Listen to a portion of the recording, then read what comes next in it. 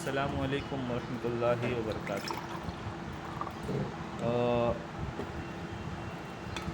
ابھی جو ہے نا ہم لوگ تمرین پڑھیں گے اور تمرین کریں گے بھی، اور آپ سب کو میں حکم دیتا ہوں، یہ گزارش نہیں کرتا، حکم دیتا ہوں کہ وہ بھی سختی کے ساتھ حکم دیتا ہوں کہ جو بھی تمرین میں آپ کو پڑھاؤں گا میں اپنے حساب سے اس کو کم کر کے دوں گا، مگر آپ لوگ کی ذمہ داری یہ ہے کہ آپ لوگ جو ہے نا اس کو پورا کریں، ٹھیک ہے؟ تمرین پورا کریں، بغیر تمرین پورا کیے ہم اسکپ کر کے نہیں جا سکتے ہیں، ٹھیک ہے؟ تو پہلا سبق ایگزام کے بعد ہم نے پڑھ لیا، جو کہ مضاف اور مضاف الیہ کے بارے میں تھا۔ اضافت اس لیے کی جاتی تاکہ جو چیز غیر معروف ہو اس کو جو ہے معروف بنا دیا جائے، پہچان میں لایا جائے۔ جس طرح ابھی شروع میں ہم نے مثال دے کے سمجھایا تھا کہ فنا کا مثال دیا تھا، فنا کا معنی ہوتا ہے آنگن، فنا المدرسہ بولے تو مدرسے کا آنگن۔ اگر فنا ہم صرف بولیں گے کہ میں نے فنا میں کھیلا تو وہ سمجھ میں نہیں آئے گا سامنے والے کو، لیکن اگر میں فنا المدرسہ بول دوں گا تو سمجھ میں آ جائے گا کہ کس آنگن میں نے کھیلا، مدرسے کے آنگن میں نے کھیلا۔ تو جو فرسٹ جو ہے نا اس کو بولتے ہیں مضاف، یعنی فنا یہاں پہ مضاف ہے، اور مدرسہ جو ہے جس کے ساتھ اضافت کیا جاتا ہے مضاف کو، تو اس کو مضاف الیہ کہتے ہیں، ٹھیک ہے؟ تو اتنا ہم نے سمجھ لیا۔ اب یہاں پہ تمرین نمبر 1 میں جو ہے ہم کیا بولتے ہیں ایکٹیویٹی دی گئی ہے کہ بین المضاف والمضاف الیہ، بہت ہی آسان ہے۔ بین المضاف والمضاف الیہ فی جمل آتیہ، نیچے دیے گئے جو جملے ہیں اس کے اندر جو ہے مضاف اور مضاف الیہ کیا ہے وہ تم کو بتانا ہے، مطلب 2 کیٹیگری بنانا ہے، ایک مضاف اور دوسرا مضاف الیہ، ٹھیک ہے؟ تو جو مضاف رہے گا اس کو مضاف کے نیچے لکھنا ہے، جو مضاف الیہ ہے اس کو مضاف الیہ کے نیچے لکھنا ہے۔ مثال کے طور پہ فرسٹ جملہ جو تم دیکھ رہے ہو، سور الحدیقۃ مرتفع، سور الحدیقۃ مرتفع، سور کا معنی ہوتا ہے دیوار، دیوار کیا بولتے ہیں گارڈن کا دیوار جو ہے مرتفع بہت اونچا ہے، ٹھیک ہے؟ تو یہاں پہ مضاف الیہ کیا ہے، سور جو ہے، سور جو ہے وہ کیا ہے مضاف الیہ مضاف ہے، سوری، اور حدیقت جو ہے وہ کیا مضاف الیہ، تو سور کو ادھر کیا لکھیں گے مضاف کے نیچے لکھیں گے، اور حدیقت کو مضاف الیہ کے نیچے لکھیں گے، ٹھیک ہے؟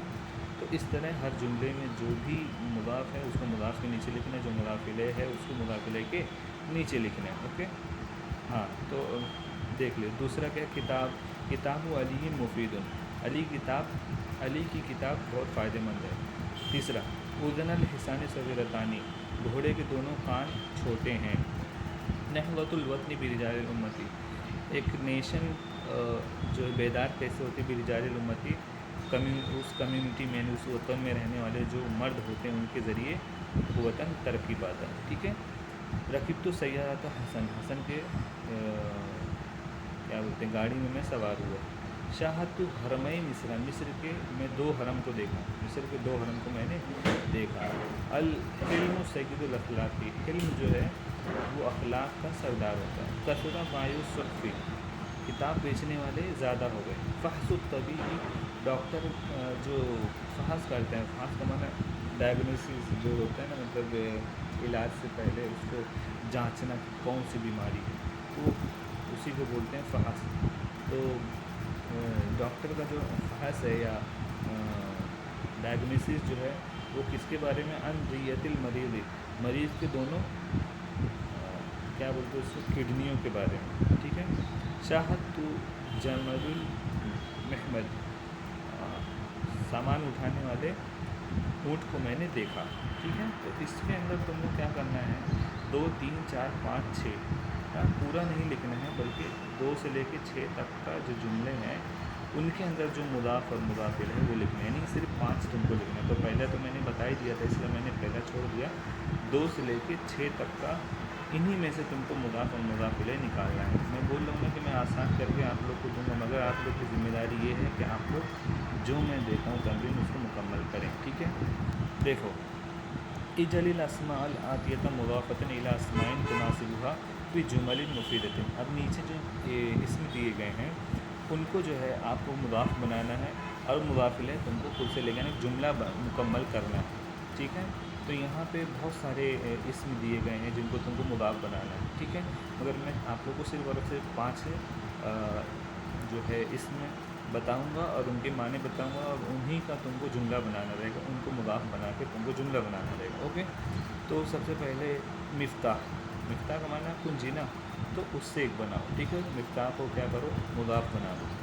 ہاں، اور اس طرح جملے میں استعمال کرو. پھر خرطوم، مفتاح کا معنی کنجی، خرطوم کا معنی سونڈ، سونڈ سونڈ جو ہوتا ہے نا ہاتھی کا، وہ.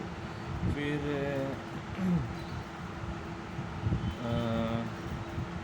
کتابانی، دو کتاب، اس کا بناؤ.